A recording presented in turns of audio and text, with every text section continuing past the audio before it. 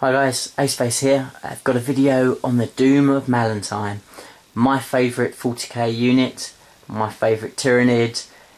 I think possibly the most devastating unit in the whole of 40k. Great fun to use, horrible to play against. And this is my model here. And there isn't currently a GW model for him, so you're going to need to convert one however you want to do it. This one's using some Hive Tyrant parts for the tail, a Trigon Prime head or Morlock head, and Zoanthrope is the main body of it, and that looks pretty cool. I like it. Looks pretty nasty, so quite a cool looking model. And now what you find if you watched any of my other videos is he's quite different coloured from the rest of my army. And the reason is because the Doom of Malan'tai is a character. He's a unique character for the Tyranid army, and has some really interesting fluff, and well worth a read if you get a chance, because he's got a pretty cool story where he pretty much single-handedly destroys an Eldar craft world, drops in after all the rest of the Tyranids are gone, and just wipes a lot of them out, and has never been seen since, which pretty much sums it up. But definitely get a chance, read it through. It's a nice little story, it's a good bit of fluff behind him, and that's why I have him in a different colourway, because he's not just another Zoanthrope, he's not just a Hive Tyrant or whatever it is. He's an individual model, he's got his own story, and he would be joining your army, if you like, independently. He wouldn't be in your swarm, in your hive, so just due to that I think he's good to be in a different colourway. And it also shows his threat as well, because he's just a monster. So that's why he's different in my colourway than the rest of my colourway. So the important thing with the Doom, and this is just my opinion, apologise if the opinion's quite strong, just because it's my favourite, and actually I think if you use him right he will win you the game every time. So the way that I think you have to take him is in a Mycetic Spore Pod. It's my one here.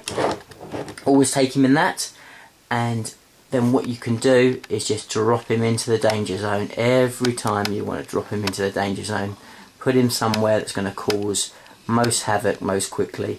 And what that's going to mean is they're going to need to take a leadership test when he drops in, every unit within 6 on 3d6, and the amount that they lose by is the amount of wounds he is going to take, and he's going to absorb them himself and add that to his strength and wounds, which is going to make him even stronger.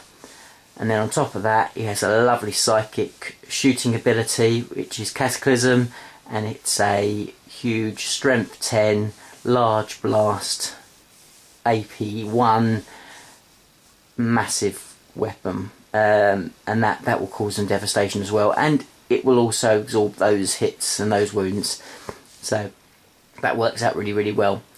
So that's the first thing that's really, really important. Make sure you take him in a pod. And the second thing that is, I would say, equally as important if you really want to win the game, is that what you want to do is take this guy with some distraction. And what I mean by that is when he's going to come in, don't just leave him in an area or on his own. Make sure you've got something close by to really distract the enemy. So you've got a Trigon Prime dropping in with him, or coming up from the ground, however you want to do it. And then you've got something like a Hive Tyrant swooping in very close by.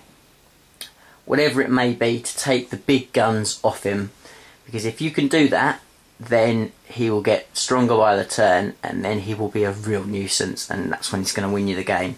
So a little bit of distraction tactics, maybe Gene Stealer's outflanking. I mean, you can think about it, there's lots of different ways of doing it, but definitely get some distraction tactics involved, because this guy then is a real nuisance to the enemy. Okay, if you get a chance, look into him. Definitely if you're a Tyranid player, get him in your list. Shame on you if you haven't already. And if you're an opponent, do your research on this guy, because he will destroy you 9 times out of 10. And that's kind of my final point on this video, is if you're playing with the Doom and you're playing a friendly game, do explain to your opponent before the game starts about his abilities. it's only really fair because he's just so cheesy otherwise. And one of the big things that everybody always forgets is he leeches on both his turn and the opponent's turn. So if they don't move 6 away from him, he's going to be leeching them in their turn as well.